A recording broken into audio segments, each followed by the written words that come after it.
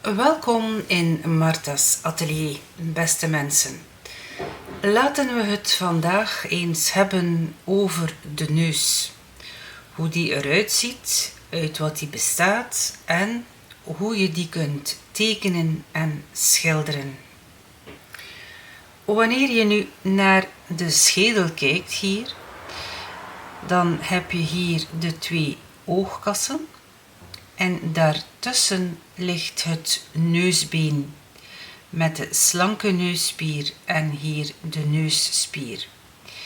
Hier krijg je de neusholte. Dit zijn de twee jukbenen en hier krijg je de bovenkaak.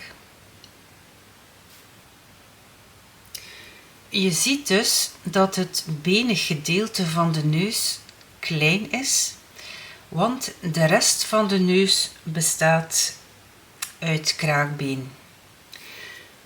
Wanneer je de binnenkant van de neus bekijkt, dan heb je natuurlijk hier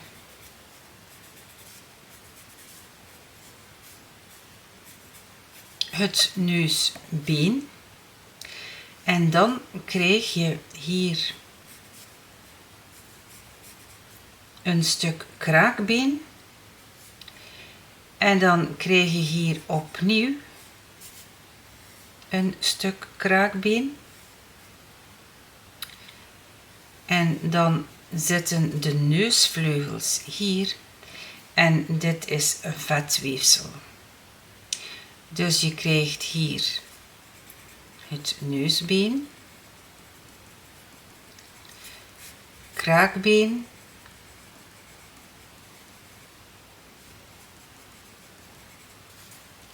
kraakbeen en de neusvleugels bestaan uit vetweefsel.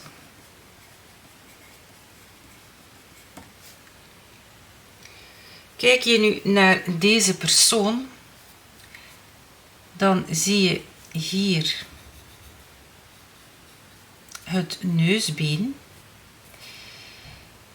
Hier zit een stuk kraakbeen. Hier krijg je opnieuw kraakbeen. En hier dus het vetweefsel van de neusvleugels. Je krijgt dus een bepaald ritme. Dus dit is hier het been of het neusbeen, kraakbeen en kraakbeen. Dus dit is het ritme van de neus, wat je bij de ene mens al meer ziet dan bij de andere. Wanneer we de neus nu van dichtbij bekijken, dan zie je hier opnieuw het neusbeen, een stuk kraakbeen en opnieuw een stuk kraakbeen. Dit gedeelte hier, die ter hoogte zit van de wenkbrauwen en een soort wegvorm heeft, dit is de neusbrug. De neusbrug heeft hier twee zijkanten. Ook de neus heeft hier een zijkant. Dus de neus is heel wat wijder dan wat wij in het normale leven opmerken. Dus als je schildert, weet dan dat de neus nog twee zijkanten heeft en niet alleen een bovenkant. Dan heb je hier nog de tip van de neus. Het licht komt normaal gezien van boven. Dit wil zeggen dat wanneer dit hier wegdraait naar binnen toe, dit hier volledig in schaduw komt te liggen. En de neus werpt hier ook een schaduw op de bovenkaak. Je hebt dan de neusvleugels.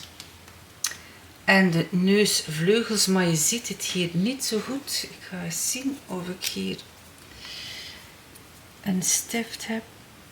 die draait in de neus in. Dus die eindigt niet ergens hier, maar draait hier in het neusgat in. Op die manier. Dit hier noemen we het septum. Dit is het gedeelte waar soms een ringetje wordt doorgestoken. Er komt het meeste licht hier bovenop de neusvleugels. De zijkanten vangen minder licht, als ook hier. Dus hier duikt de neusbrug naar binnen toe, naar de ogen, en komt in een tamelijk donkere schaduw terecht.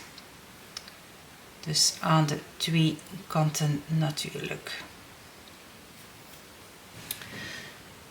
Nu we weten hoe de neus in elkaar zit, rest er ons nog één iets, en dat is ze te tekenen of te schilderen.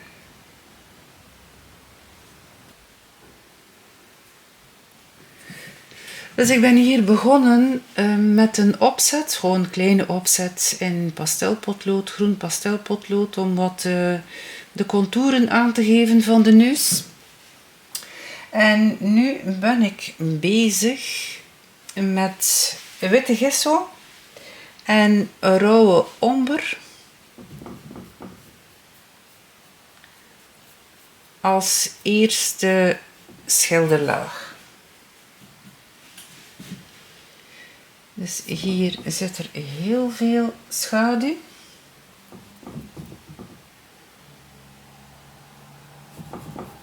En hier.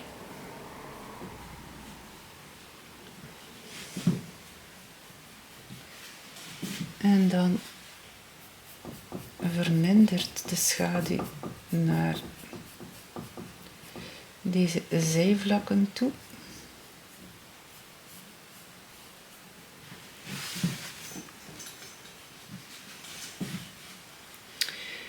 Dan is er ook heel veel schaduw hier onder de neus.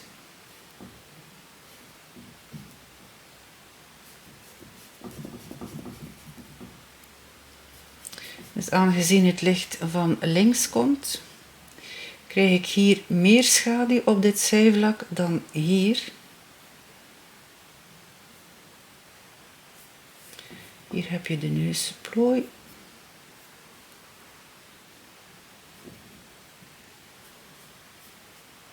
Op die manier. En dan heb je hier een schaduw. Aan de onderkant van de neus natuurlijk.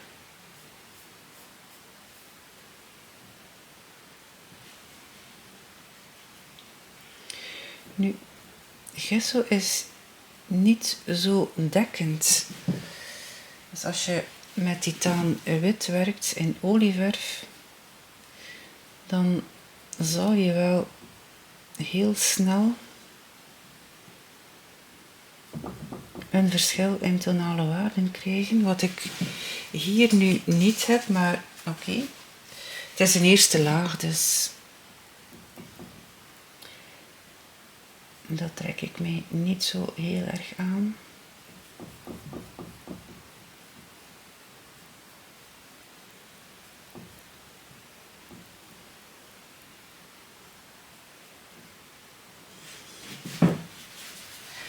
En ik probeer dit hier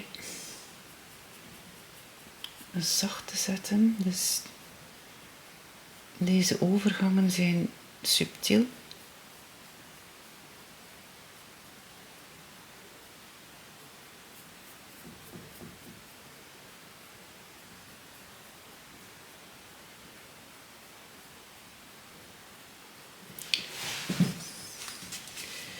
Maar aangezien ik met gesso en acryl werk, zal ik daar heel vlug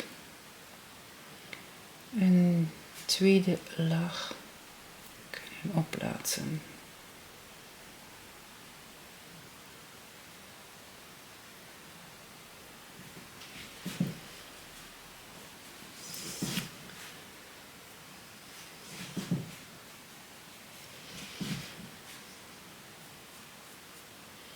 En als mijn tonale waarden niet volledig accuraat zijn,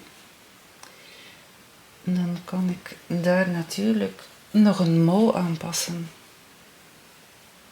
in de volgende lagen.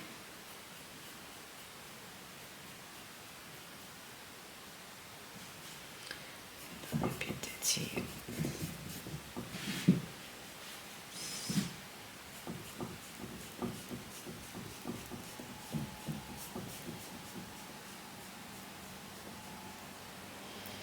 Dus je ziet iedere keer een vlak van richting verandert, het een andere tonale waarde krijgt.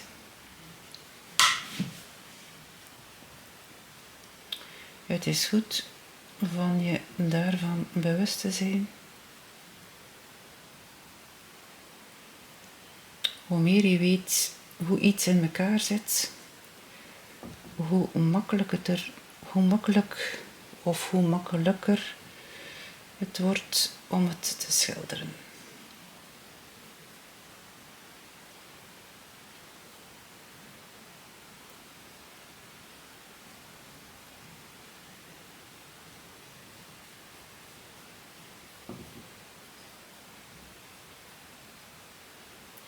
Ik heb niet graag scherpe randen in een portret.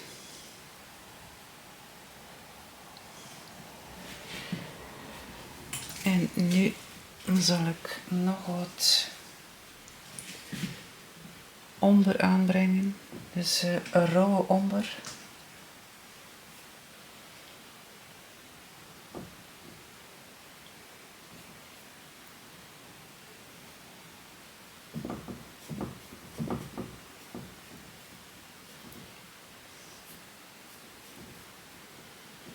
Want dit is hier een heel donker stuk.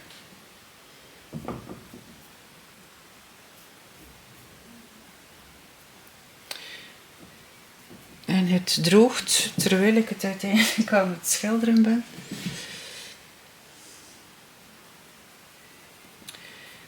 Dat heb je niet met olieverf.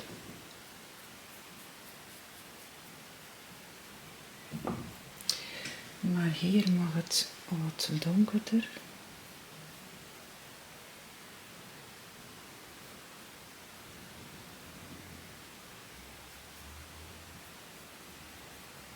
Dus je ziet, het is reeds droog. En dat heb ik uiteindelijk altijd heel vervelend gevonden toen ik nog uitsluitend met acryl werkte. Je kunt het oplossen door van alles in je verf te mengen. Maar het blijft uiteindelijk heel vlug drogen. En nochtans, het is hier niet echt warm. En toch. Dus als je schildert wanneer het warm is, of je schildert in een warm klimaat, dan droogt het nog een stuk vlugger dan hier in België. Ziezo, ik laat het nu nog eventjes wat het is, want de gesso is nog niet volledig droog. En dan zal ik een eerste laag leggen in olieverf. Dus nu alles droog is, kan ik met olieverf beginnen natuurlijk. En ik gebruik als verdunner nog altijd water.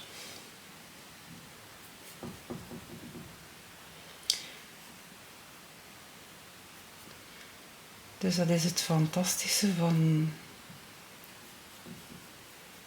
watermengbare olieverf.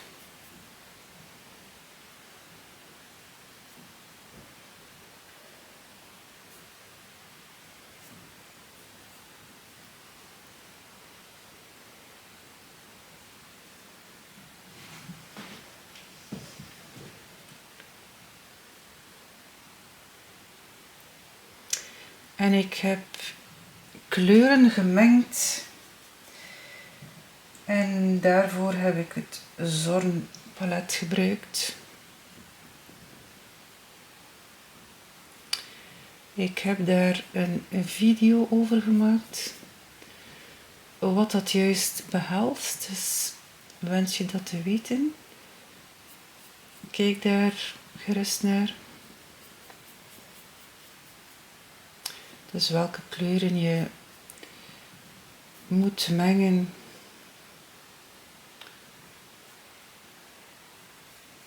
om het zonpalet te gebruiken.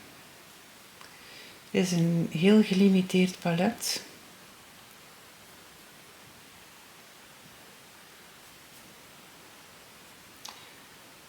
Maar het is eenvoudig. Dus als je beginnend schilder bent, raad ik het echt wel aan. Om het te gebruiken.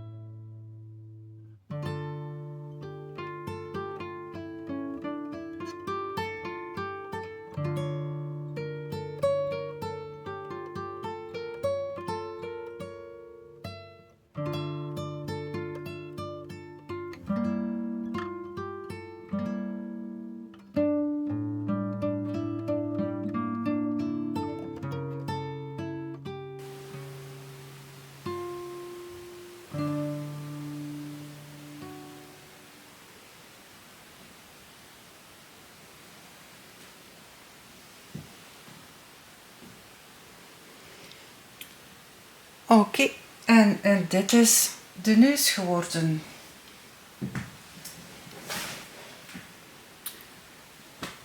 Ziezo, beste mensen, dit was wat uitleg over het schilderen van de neus. En hopelijk zie ik jullie in een volgende video. Dag!